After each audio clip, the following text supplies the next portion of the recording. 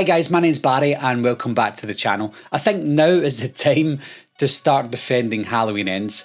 Still online I'm seeing people saying that Halloween Ends is the worst movie they've ever seen. It's definitely the worst Halloween movie that they've ever seen.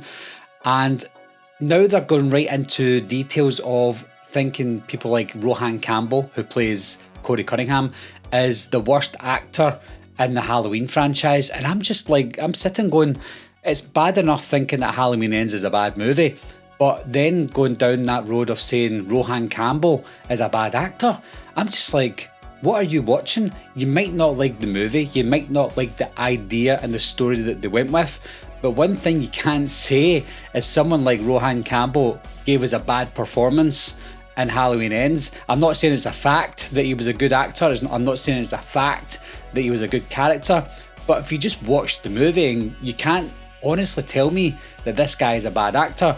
Anyway, that's just one of the many things that I've seen over the past few months with people berating Halloween Ends. So I thought it's time to do a video defending Halloween Ends, telling you guys what I think of Halloween Ends 6, 7, 8, 9 months or whatever down the road, and how things maybe have changed since then, or how much it's grown since then. First of all, this is the biggest budget Halloween movie of all time. Despite what you've read online, I think it says about $20 million that it cost to make, and that's the joint biggest alongside Halloween Kills. But with the success of Halloween from 2018, I wouldn't put my house on it that they didn't spend a little bit more on the movie, as well as spending a lot of money on the marketing. So this movie, Halloween Ends, is probably the biggest movie in terms of budget and marketing. And when you look at the overall quality of the film, now take aside your hatred towards the story, etc., the look of this movie in 2022 was amazing to look at. You want to see a horror film that's good quality. You want to watch a horror film that's got that watchability factor as well, whether you like it or not. You might want to give movies like Halloween Ends a chance down the line, and sometimes the quality of a film puts you off straight away. But the good thing with Halloween Ends is the quality of the movie is astounding, it's brilliant. So lining up all the Halloween movies and watching maybe just 5 minutes of each film, you can easily look at Halloween Ends and go, okay, this movie has the biggest budget and this movie has the best quality out of all the Halloween movies. You want that watchability factor, like I said. If you watch an 80s horror movie, 9 times out of 10 now, you watch an 80s horror movie for the first 5 minutes and go, nope, it's not for me, the quality of it's putting me off. But you will get that diamond in the rough from the 80s, like the Monster Squad or The Gate, movies like that. You go, the quality of this film is really good. It's like that Steven Spielberg Emblem style film. I'll definitely be watching this. And the same goes for Halloween Ends.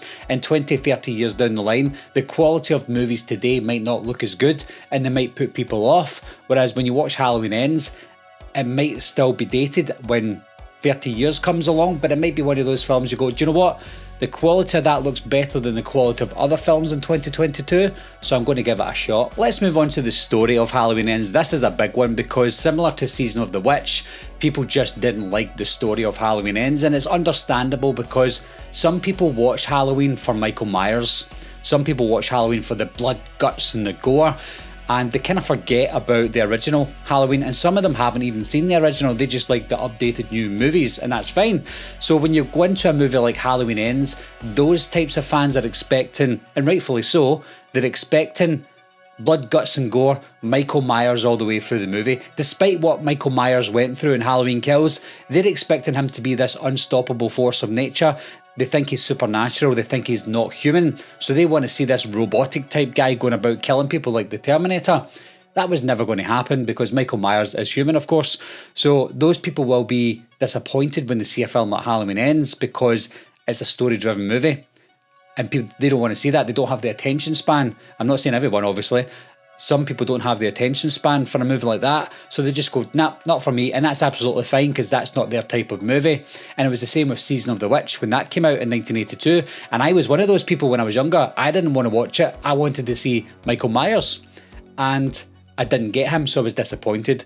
But 30, 40 years later, I watched Halloween 3 Season of the Witch for what it is and the story that it gave us, and I really enjoyed that. The aesthetic look of the movie, the soundtrack, the acting, everything in there is great. The only thing it doesn't have is Michael Myers, but you can't determine the quality of a movie based on the length of time Michael Myers is in the movie. As you know, you see Michael Myers more in Halloween Ends than you do in Halloween from 1978. So if you're going off screen time, then obviously you don't like the original either. So yes, we get a lack of Michael Myers, but the story itself is unique. It keeps me on the edge of my seat. It keeps me wanting to watch more because I'm interested in the story. Halloween Ends gives us one of the best, if not the best, character arc in the entire franchise in such a short space of time as well, and that's obviously Corey Cunningham.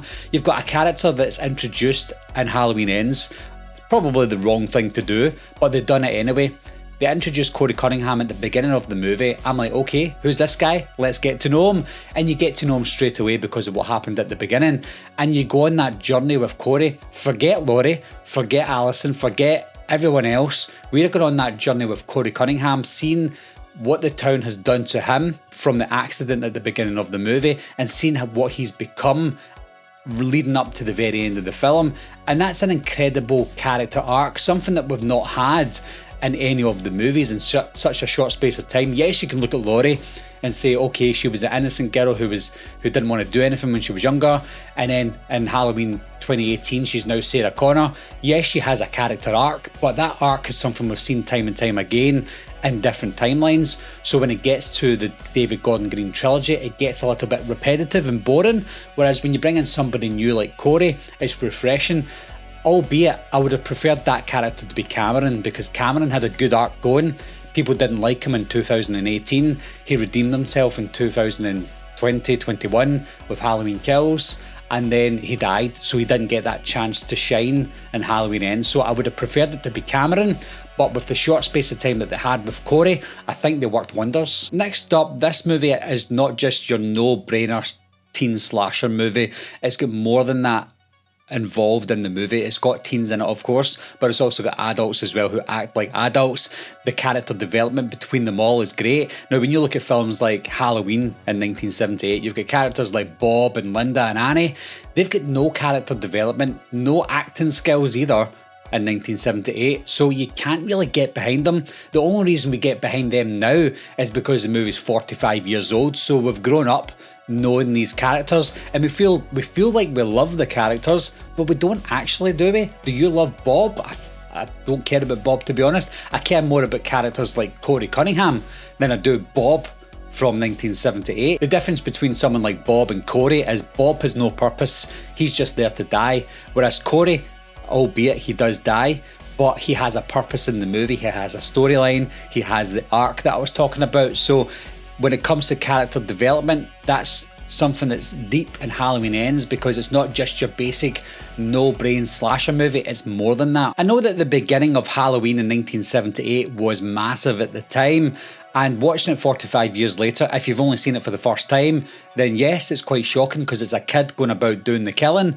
Whereas when you look at Halloween Ends, they kind of twist that because it's a kid that dies, and this is one of the only movies in horror, really, where a kid dies in such a fashion, and it's a truly horrifying opening scene. A scene that I didn't really see coming, even though I saw a lot of spoilers leading up to the movie. I didn't see the way he died coming in this film, and it was a truly shocking moment, especially for a Halloween movie. But not only that, the beginning of the film lays the groundwork for the rest of the movie, because it shows how that family dealt with their kid's death. They split up, they don't talk anymore, they've went a little bit crazy, and it also shows the impact that it had on Corey Cunningham, because he's then now been labelled the new Michael Myers. Everybody's looking at him, everybody's pointing at him, nobody wants to give him a job.